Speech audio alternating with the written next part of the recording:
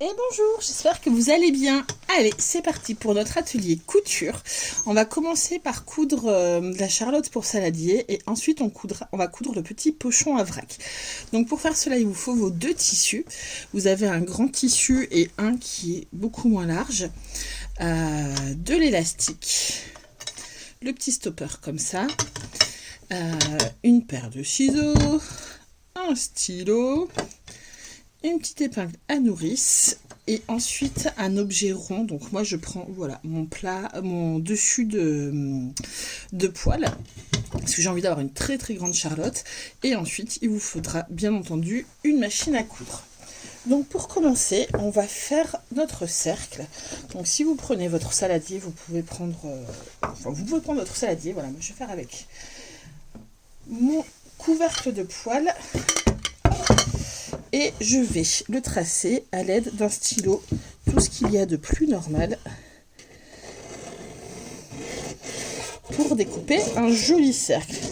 Donc si jamais vous n'avez pas, vous pouvez faire avec un compas ou même votre poêle. Voilà, l'idée c'est d'utiliser un objet du quotidien pour faire votre charlotte. Hop. Voilà, on est pas mal. Hop. Une fois qu'on a tracé notre charlotte, on va pouvoir découper le tissu. Donc moi, ce que je fais pour que ce soit plus facile, je fais une petite fente et je déchire mon tissu jusqu'au bout. Et la deuxième partie, c'est celle qu'on va garder pour faire notre pochon. Donc la découpe, je suis droitière.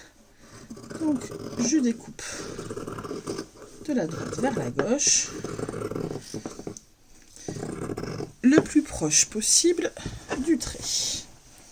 Si c'est un tout petit peu décalé, ne vous inquiétez pas parce que de toute manière après on va mettre notre élastique et ça va froncer. Donc on va pas voir s'il y a quelques petits millimètres de différence. Et de toute manière avant ça vous allez coudre et vous allez très certainement ajouter un petit peu d'erreur. Donc pas de panique.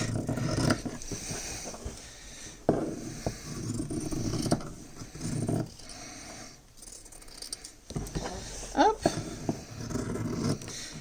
Voilà, j'ai mon cercle. Il est beau. Alors, vous n'avez pas les mêmes tissus, vous en avez avec des petites mandarines et vous en avez d'autres avec des oiseaux. J'espère qu'il vous plaît. Allez, j'allume ma machine à coudre. Hop. Et je vais prendre mon deuxième tissu, mon morceau contrasté. Et je vais lui enlever la petite lisière qu'il y a sur le bord. Donc pour faire cela, je la déchire. Vous pouvez aussi la découper proprement. Et je vais commencer par plier le bord comme ça vers l'intérieur. Et je vais le plier en deux, comme ceci. Donc je vais refaire le geste dans l'autre sens. Je plie mon tissu vers l'intérieur. Et je replie en deux, voilà, comme ceci. Et là, l'objectif, ça va être de coudre cette grande bande tout autour du cercle. Donc je vais commencer par là et je vais aller tout autour du cercle. Pour ce faire, on va prendre notre charlotte comme ça et on va se mettre endroit contre endroit. Et je vais coudre ici.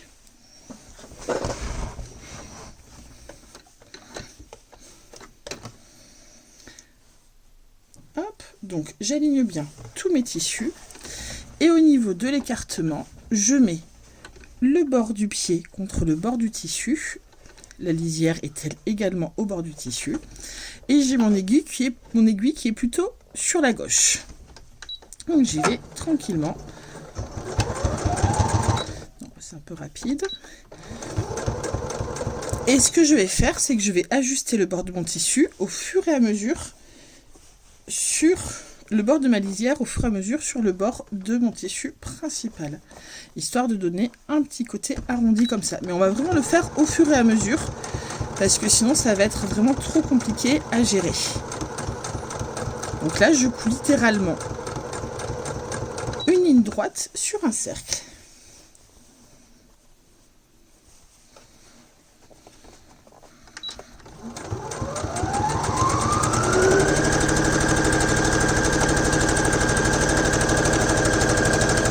Voilà, quand je suis un peu embrouillée comme ça, que je vois plus vraiment ce que je dois faire, c'est qu'il est temps de se remettre en place.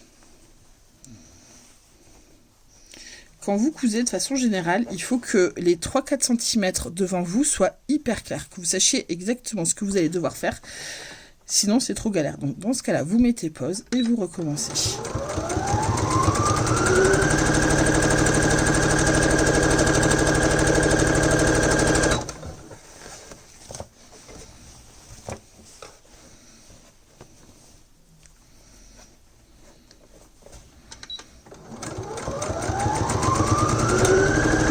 Mon fil a cassé, donc je vais en remettre.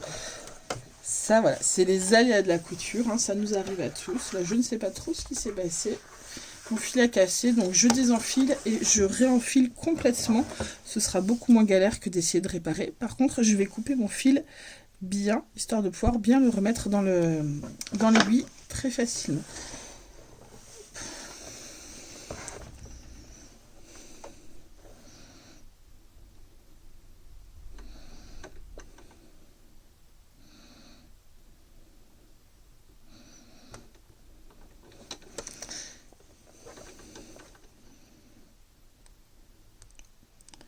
Hop là, bah dis donc, j'ai cru qu'il était entré en résistance.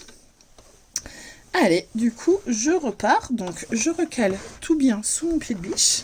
Je ne sais pas si vous y voyez bien. Si.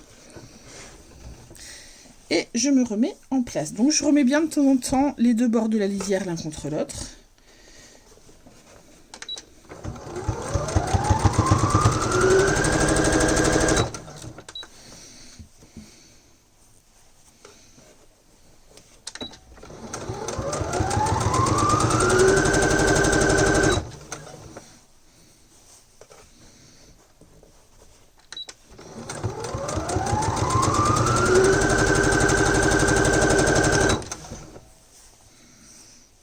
Allez, on avance petit à petit.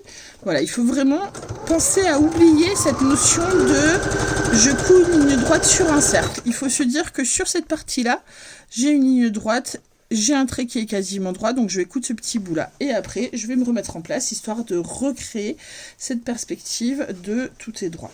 Et vous allez voir, petit à petit, ça va se faire très facilement.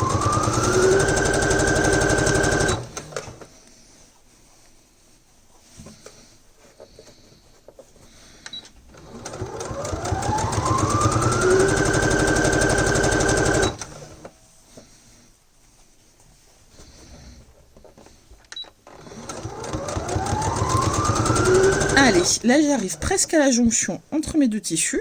Donc ce que je vais faire, c'est que je vais les positionner l'un contre l'autre pour voir où arrive la jonction.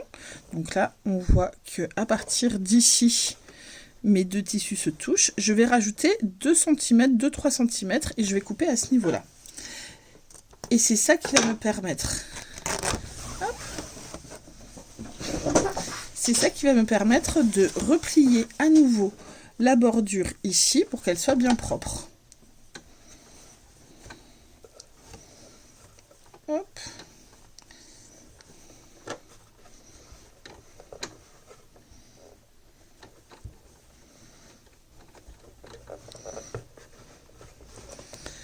Et voilà, comme ça, je suis bien bord à bord et tout est propre. Il faut que je baisse mon pied presseur.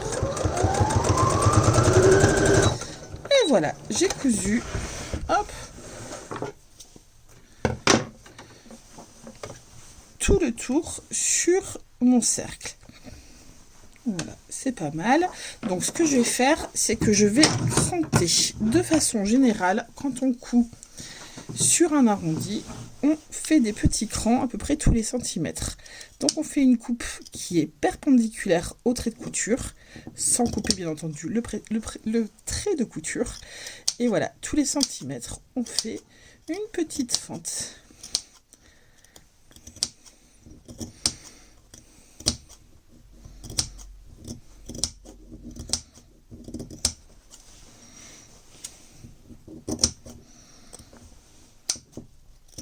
Ah, ben là on voit que j'ai eu un petit raté, mais c'est pas grave, ça n'empêchera pas à ma Charlotte de faire son travail.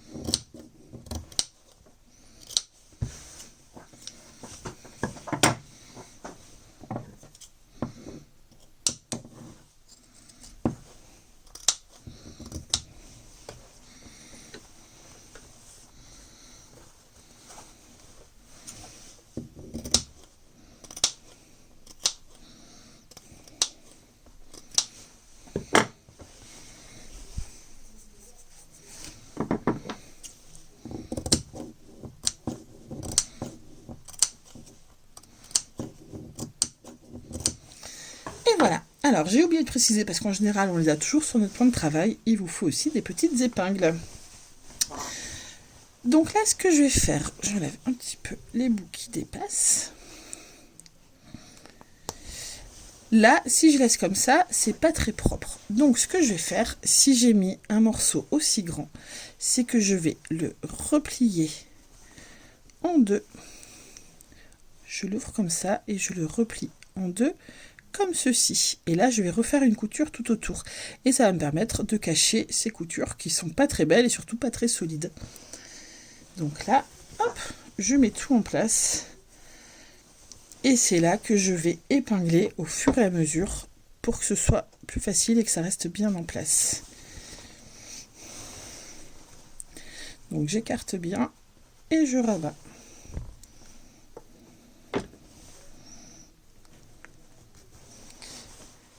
Et je vais faire ça tout le long. Hop, je vais essayer d'avancer un peu mes mains pour que vous voyez mieux.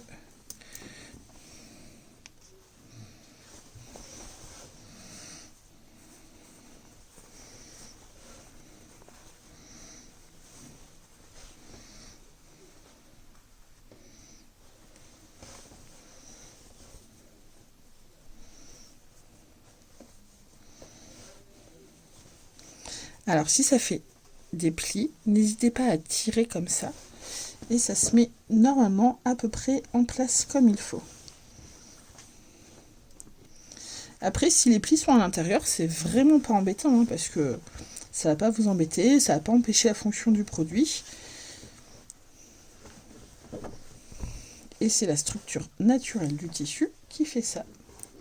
Parce qu'on le contraint un petit peu là quand même, notre tissu, donc bon... Voilà, ça doit vous faire quelque chose à peu près comme ça, bien propre tout autour. Hop.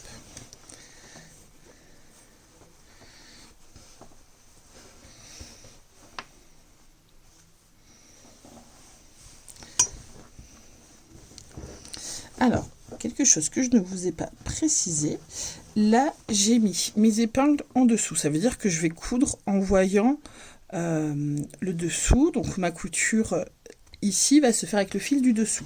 Si votre machine a un petit peu de mal, faites plutôt dans l'autre sens, parce que souvent, si la canette n'est pas très bien enfilée, vous risquez d'avoir des coutures qui sont pas très belles en dessous, et par contre celles de dessus seront réussies. Donc faites vraiment selon votre matériel. Allez, je vais commencer dans l'autre sens pour pouvoir bien récupérer au milieu entre les deux tissus. Voilà, il faut vraiment bien l'ouvrir, hein, comme ça. N'hésitez pas à y aller franco.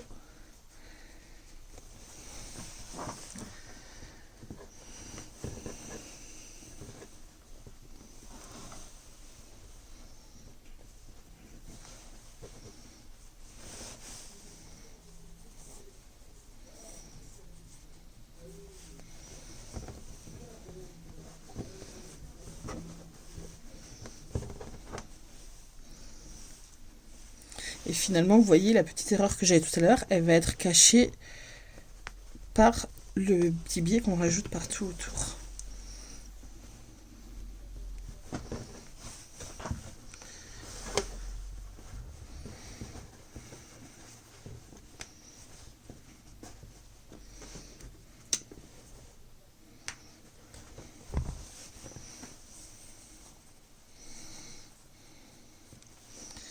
Hop. Alors là, ça a l'air catastrophique entre les deux épingles, mais vous allez voir, si on tire bien, ça va se mettre comme il faut. Hop.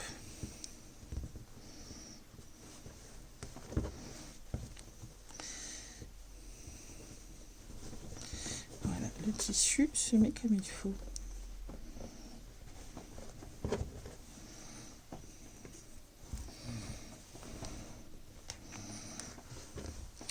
Et puis au pire, voilà, ça fait un petit pli comme ça, c'est pas bien grave. Hop, et la fin. Voilà. J'ai fait tout le contour avec mes épingles. Et maintenant, je vais reprendre la couture. Récupération de la machine.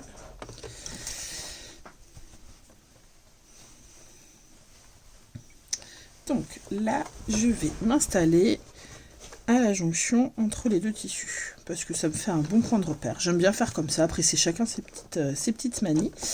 Je baisse mon pied presseur et donc là je m'assure d'avoir l'aiguille qui soit bien à gauche sans sortir pour autant du biais, et je vais avoir toujours ma main en dessous pour vérifier que les deux biais sont à peu près au même niveau, les deux épaisseurs de biais sont à peu près au même niveau.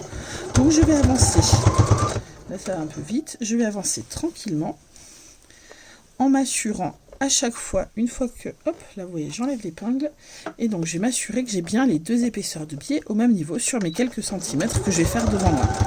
Donc là on avance vraiment centimètre par centimètre. Là voilà, je sais où j'en suis, ça ne fonctionne. Ça, j'arrive à l'épingle, je l'enlève, je remets tout. Là on utilise vraiment son sens du toucher. Je remets tout nickel et c'est reparti.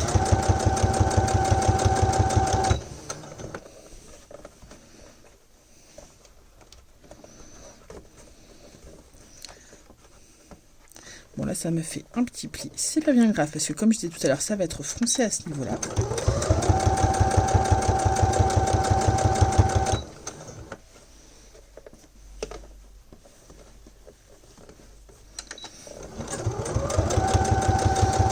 Voilà, et là on va regarder normalement si vous avez bien mis vos deux épaisseurs de biais l'une contre l'autre, vous êtes au bord mais pas trop non plus de ce côté là également.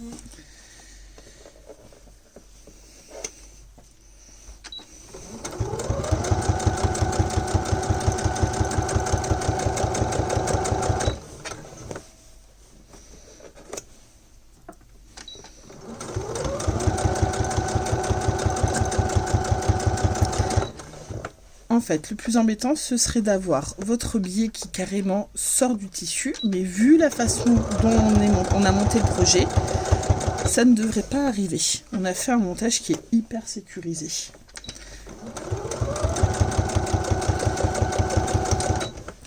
Voilà, je vais vérifier. Ouais, on n'est pas si mal. Bon, j'espère que vous amusez bien, que c'est pas trop galère, que vous arrivez à avoir un petit moment pour vous, là. Et on s'imagine à Pierre-Vive, là, dans leur magnifique architecture, pour faire cet atelier qu'on imaginait depuis de nombreux mois quand même. Donc bon, voilà, on est contente de pouvoir le faire, même si c'est pas dans les conditions qui étaient prévues. Mais voilà, merci Pierre-Vive pour cet atelier.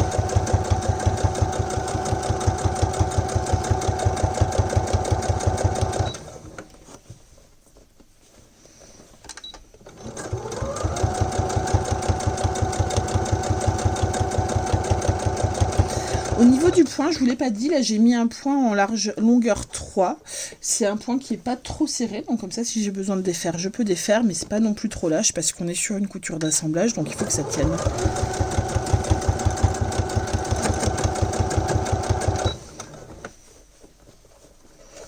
Allez, je suis sur la fin.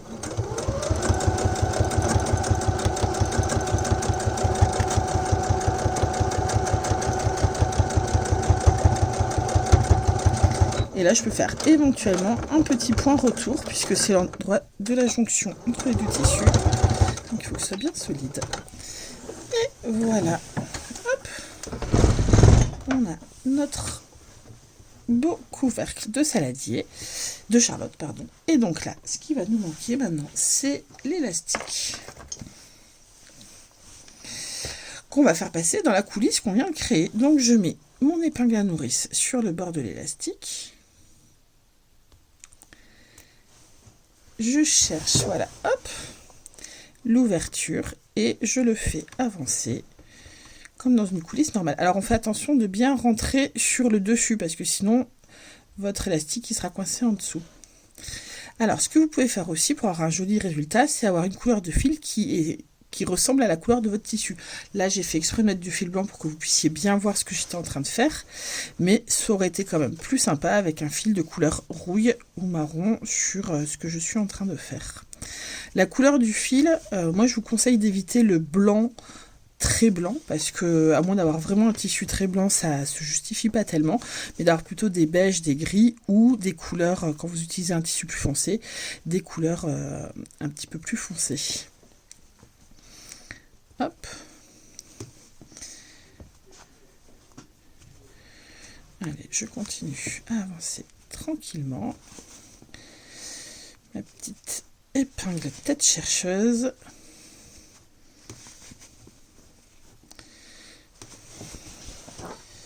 Hop.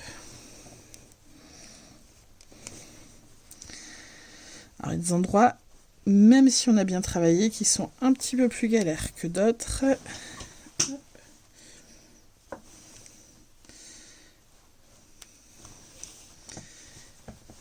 Là, typiquement, j'ai un petit peu trop avancé ma couture. Donc, ce que je vais faire, c'est que je vais trouver un petit découvite. Ouais, oui, là, j'ai complètement raté ma couture. Un petit découvite ou une petite épingle. Je vais défaire quelques points. Je les referai après. Mais j'ai besoin que mon épingle puisse passer. En plus, j'ai pris une épingle avec une tête un peu large.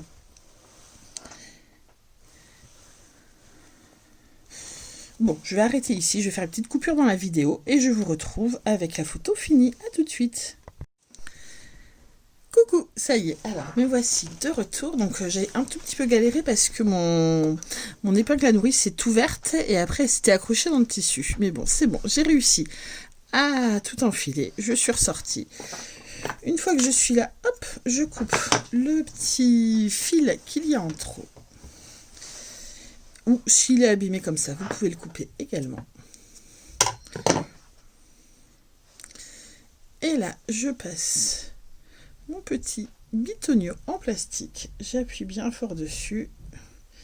Il faut réussir à faire passer les deux côtés de l'élastique.